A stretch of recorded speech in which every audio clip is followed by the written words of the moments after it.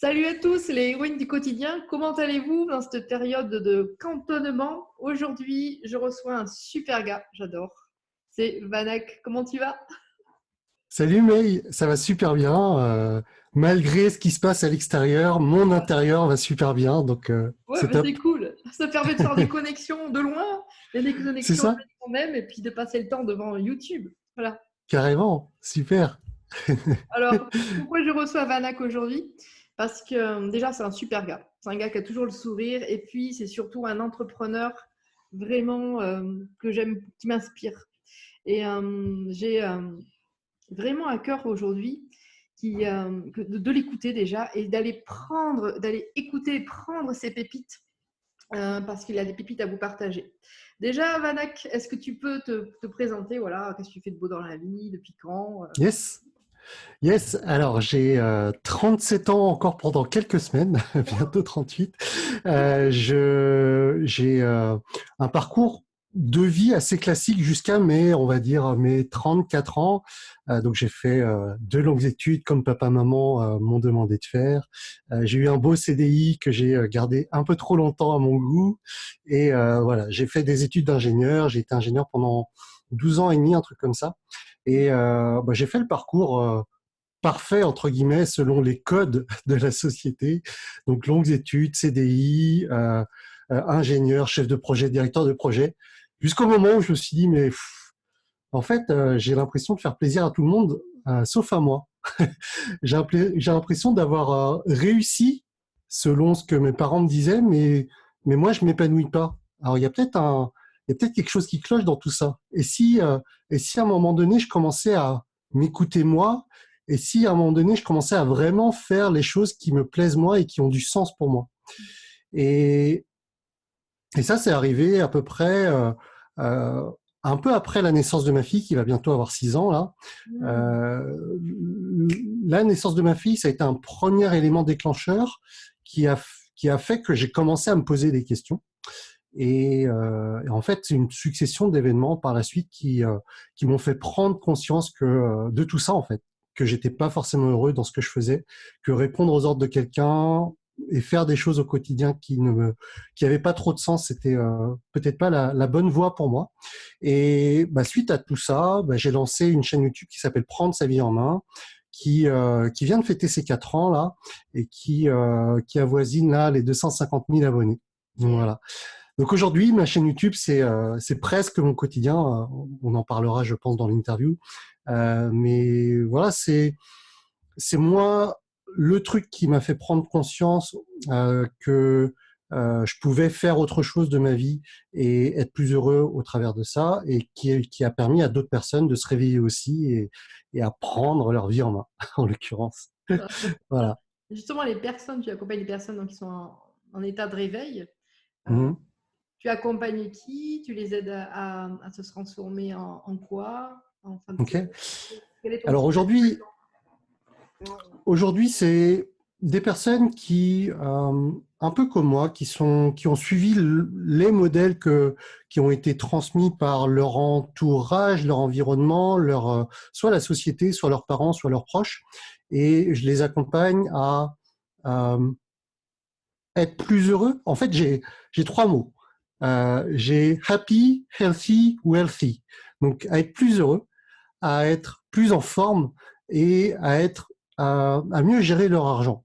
En fait, j'ai vraiment ces 3 mots, et j'étais en pleine réflexion. J'ai ma chaîne YouTube donc qui s'appelle Prendre sa vie en main, et j'aime bien créer une idée de communauté. Et comme toi, tu appelles ta communauté les héroïnes du quotidien, j'aime bien cette approche d'avoir un nom de communauté. Le problème, c'est qu'avec prendre sa vie en main, c'est pas facile de trouver un nom de communauté. Et je vais te dévoiler un truc en totale exclusivité parce que c'était encore en réflexion ce C'est la matin. chance. Merci. J'étais là, mais en fait, c'est ça, c'est happy, healthy, wealthy. Ça se termine par un Y. Et je me suis dit, mais Y, c'est vraiment, pour moi, c'est le triathlon de la vie, ça. Être heureux, être en forme et être wealthy, ne pas manquer d'argent. Et en fait, je vais appeler ma communauté les triathlètes avec un Y. Tu vois, parce que happy ou healthy, healthy ou wealthy. Et je trouve que c'est important que les gens, et c'est ça en fait le gros switch qui s'est fait ces derniers temps pour moi, c'est que je me suis rendu compte que c'est cool d'avoir de l'audience, c'est cool d'avoir 200 et quelques mille abonnés, sauf que je veux plus seulement intéresser les gens, je veux vraiment impacter les gens. Et toi, May, toi qui as été l'une des intervenantes de mon Prendre sa vie en main live il y a quelques semaines, bah, tu t'es rendu compte que impacter les gens, c'était ce qu'il y avait de plus beau. Et tu vois, juste intéresser les gens, c'est plus mon trip en fait. Donc je veux plus juste avoir une audience, je veux plus juste avoir des centaines de milliers d'abonnés, mais je veux avoir des personnes qui agissent dans leur quotidien, qui agissent pour leur succès. Et ça va être mes triathlètes avec un Y. Happy, Avec un super happy. entraîneur comme toi, ils vont aller loin. Ouais. Ça, c'est clair. J'espère et Rendez-vous à tout suer. mettre, je vais tout mettre en œuvre pour que ces Ouais, triathlètes soient pas des sportifs de haut niveau, mais des acteurs de leur vie de haut niveau. de haut niveau. Non, mais c'est magnifique. Merci beaucoup. Donc, toi, donc, ce qui a pu changer ta vie, en tout cas par rapport à fait, ce que tu disais, que tu as suivi un chemin conformisme tracé par les souhaits de papa-maman, entre guillemets. Hmm, Et hmm, ce qui a changé ta vie, donc c'est la naissance en particulier de ta fille.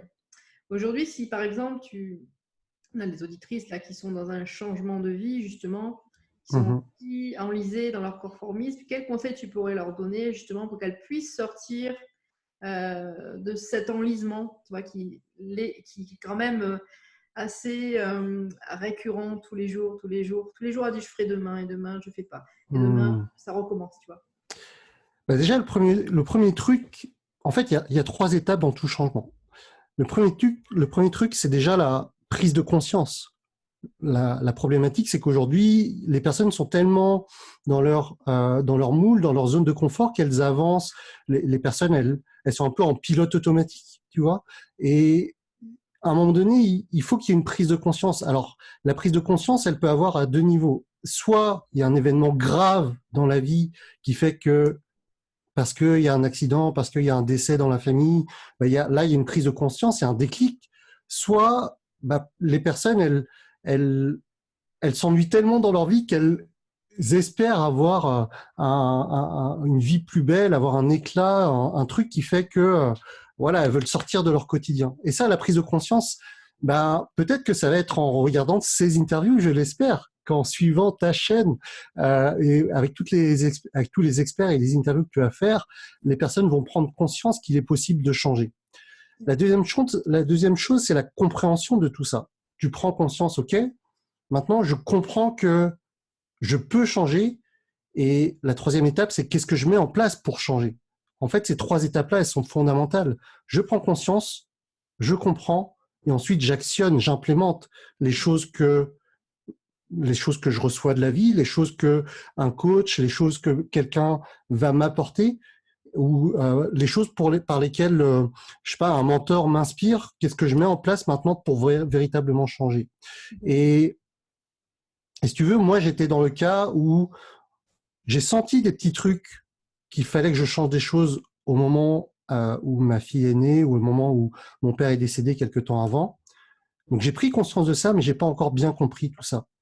Et le déclic, moi, ça a été mon opération des yeux. J'ai été myope pendant de nombreuses années, et le jour où je me suis fait opérer des yeux, ça s'est transformé en fait en 3 jours d'introspection, parce que mon ophtalmo m'avait dit, ben, pour cicatriser et guérir le plus rapidement possible, il va falloir, Monsieur Tuck, que vous fermiez les yeux pendant le plus longtemps possible.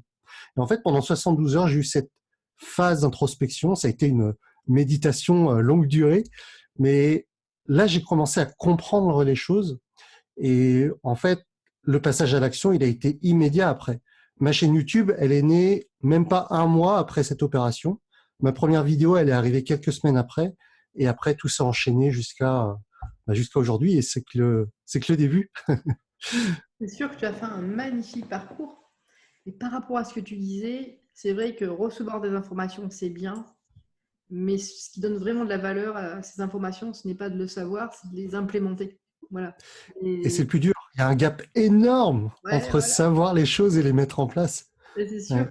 Et c'est sûr, quand on passe de 0 à 200 000 abonnés, et quels sont les. Vraiment, toi, en termes d'action, ce que tu as pu mettre en place pour vraiment, parce que c'est comme tu parles de triathlon, franchement, c'est un marathon. Enfin, faut passer de Ouais. 0 à 200 000 abonnés. Waouh, chapeau. Donc, tu peux nous partager quelques conseils vraiment pour devenir un youtubeur à succès comme ça. En fait, on se fait toujours une grosse montagne quand on voit le succès, quand on voit la partie émergée de l'iceberg. Et, et en fait, ça se résume à pas grand-chose finalement. Ça se résume à faire des petites actions qui ont du sens au quotidien. Magnifique. On se dit toujours, oh, jamais je pourrais faire ça. Mais en fait, c'est juste, c'est juste l'implémentation de toutes petites choses, mais qui répétées bout à bout font des différences énormes. Et ça, c'est quand j'ai démarré ça, j'étais déjà chef de projet, donc j'avais déjà un boulot de cadre qui me prenait énormément de temps. Et ben, j'ai fait de petites choses au quotidien. Je me suis levé 2 heures plus tôt pour faire ces petites choses. Ça a été dur au niveau de la fatigue, mais je savais que ça avait du sens pour moi. Et en fait, là où je voyais un petit rayon lumineux, le fait de l'actionner, de se diriger vers ce rayon lumineux tous les jours, à un moment donné, ça a fait que j'ai trouvé une lumière intense et incroyable. Et c'est juste ça, en fait. C'est qu'est-ce qui a du sens, toi qui écoutes cette interview, qu'est-ce qui a du sens pour toi? Et comment est-ce que tu peux découper ce truc qui te paraît insurmontable en de toutes petites choses et comment est-ce que tu peux actionner ça au quotidien? C'est quoi le petit pas que tu peux faire pour avancer vers cette lumière-là? Et ça se résume qu'à ça, c'est avancer en continu vers ça. Et là où moi j'ai mis quelques mois, quelques années pour arriver à des chiffres entre guillemets qui commencent à être impressionnants, bah finalement au quotidien c'était pas si compliqué que ça, mais c'est avancer en continu. C'est ça le vrai secret de la réussite, peu importe la réussite que ça représente pour toi, c'est avancer en continu, faire de petits pas tous les jours. Donc, vous notez bien, petits pas tous les jours. Vers Et quand 200 000 petits pas. ouais, mais en fait, les personnes, elles se disent, ah, c'est que ça, le secret. Mais encore une fois, il y a une différence énorme entre le savoir et le faire. Ouais, C'est quoi voilà. le truc que tu t'engages à faire à partir de demain ou même aujourd'hui, mais que tu vas faire en continu. Et, et en fait, moi, ça a été ça. Ça a été l'idée de tous les jours devoir grandir et avoir, en anglais, toi, il y a growth mindset et static mindset, fixed mindset. Soit tu as cette idée que tu es comme ça et tu changeras jamais, soit tu te décides, tu t'engages à te dire bah, j'avance tous les jours. Et c'est sûr qu'en plus, avoir l'engagement de faire quelque chose que tu aimes, ça donne aussi moteur, nourriture à avancer aussi. Donc, quelque part, Tout tu à as fait. réussi à te connecter à ce que toi, tu aimes faire.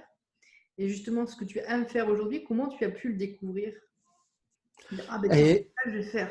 C'est ça que je veux. et, et en fait, pour rebondir sur ce que je viens de dire juste avant, le truc, c'est que ce que j'aime faire, ça continue à évoluer.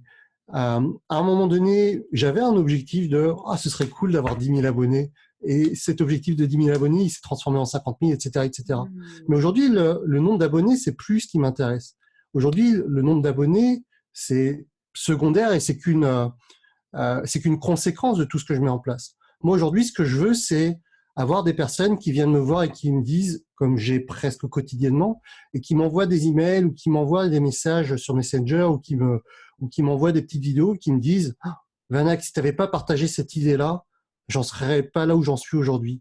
Si tu n'avais pas parlé d'argent à un moment donné dans cette vidéo-là, j'aurais pas investi dans cet appartement-là qui aujourd'hui me rapporte des revenus passifs. Si je t'avais pas écouté à un moment donné, je serais encore dans ce boulot-là qui me déplaisait à un moment donné.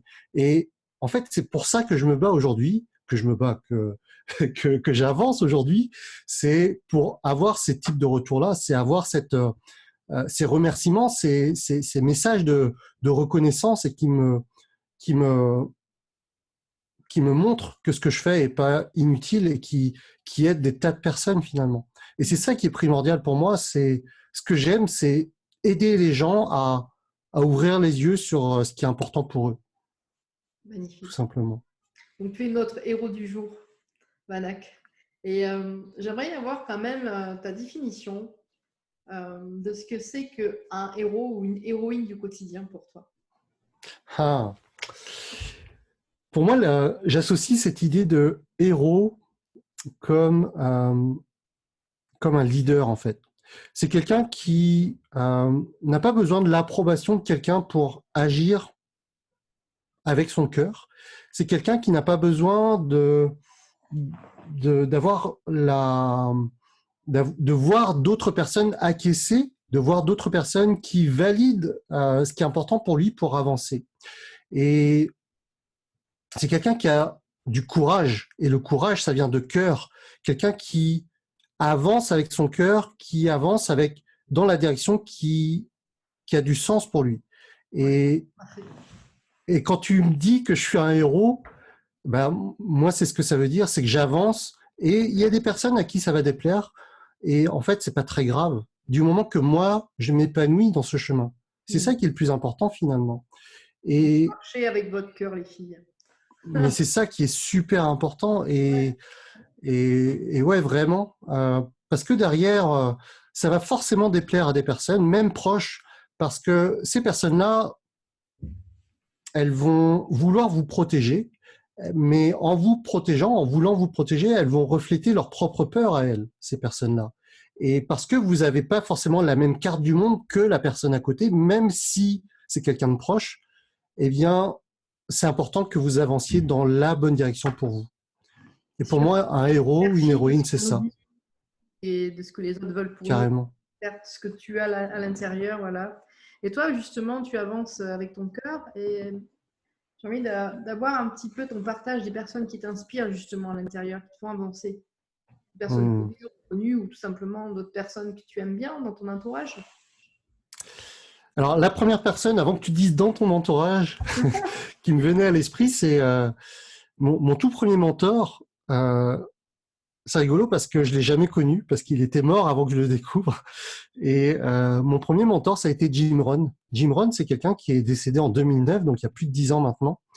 Et je sais même pas comment je suis arrivé sur ses vidéos YouTube, mais en fait, il a cette faculté et c'est un petit peu ce que les gens me remontent finalement au travers de ma chaîne YouTube, mais il a cette faculté à rendre des concepts qui chamboulent des vies, mais avec des mots extra simples.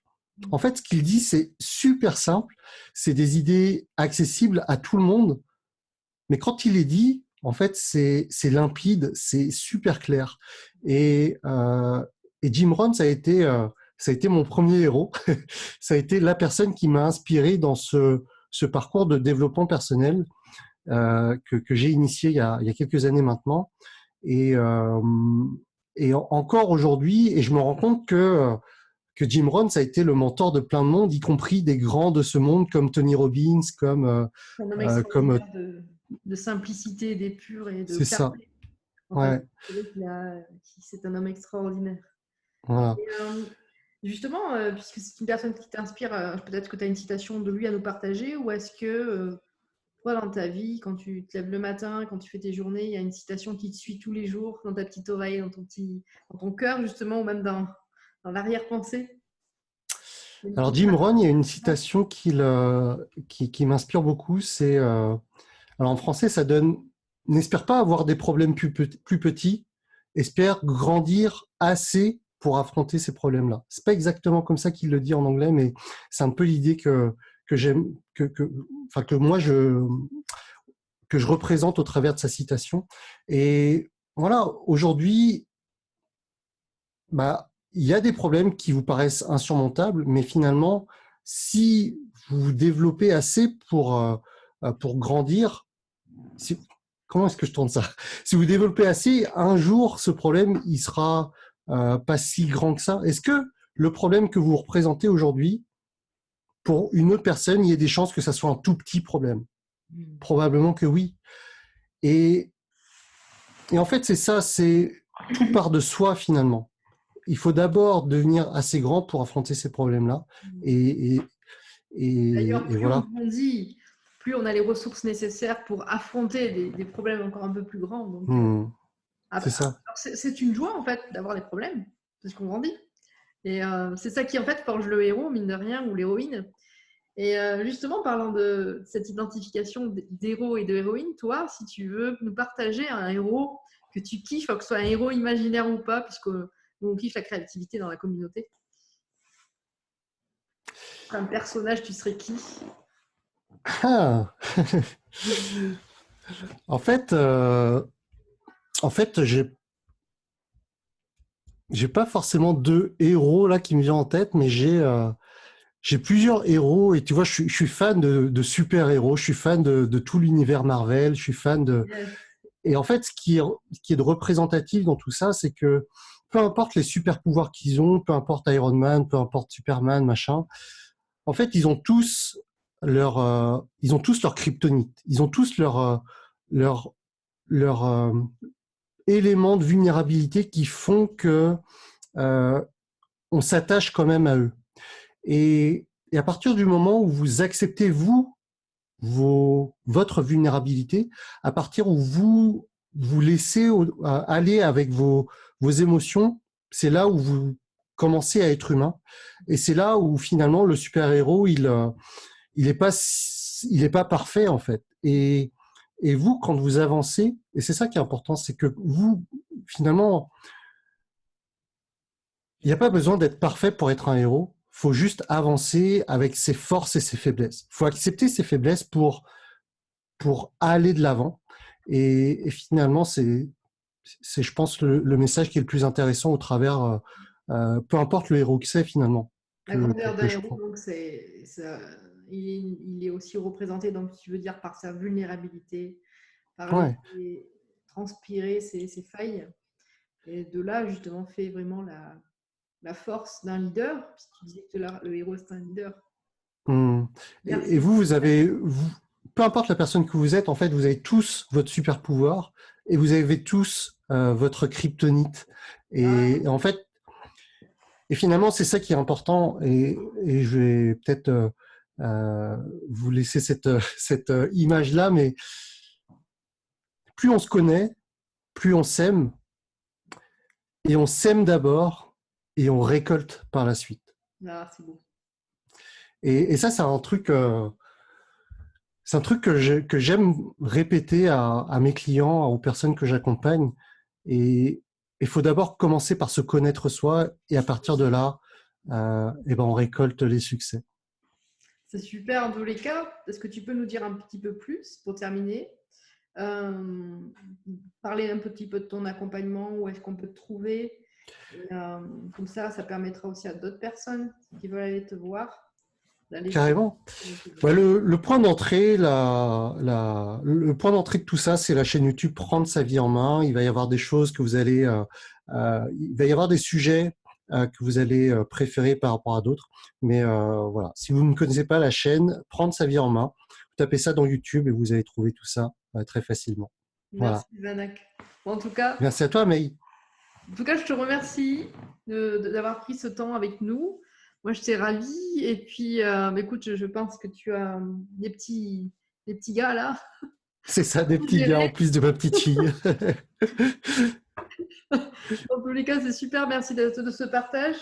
Donc, Vanak Tok, prendre sa vie en main, chaîne YouTube, est un homme extraordinaire. Vous venez de le voir. Je vous incite vraiment à aller s'abonner à sa chaîne YouTube et voir le travail qu'il fait extraordinaire avec ses entrepreneurs et les humains en général, en tout cas. Merci beaucoup, Super. Vanak. Merci, May. C'est les héroïnes. Ciao, ciao.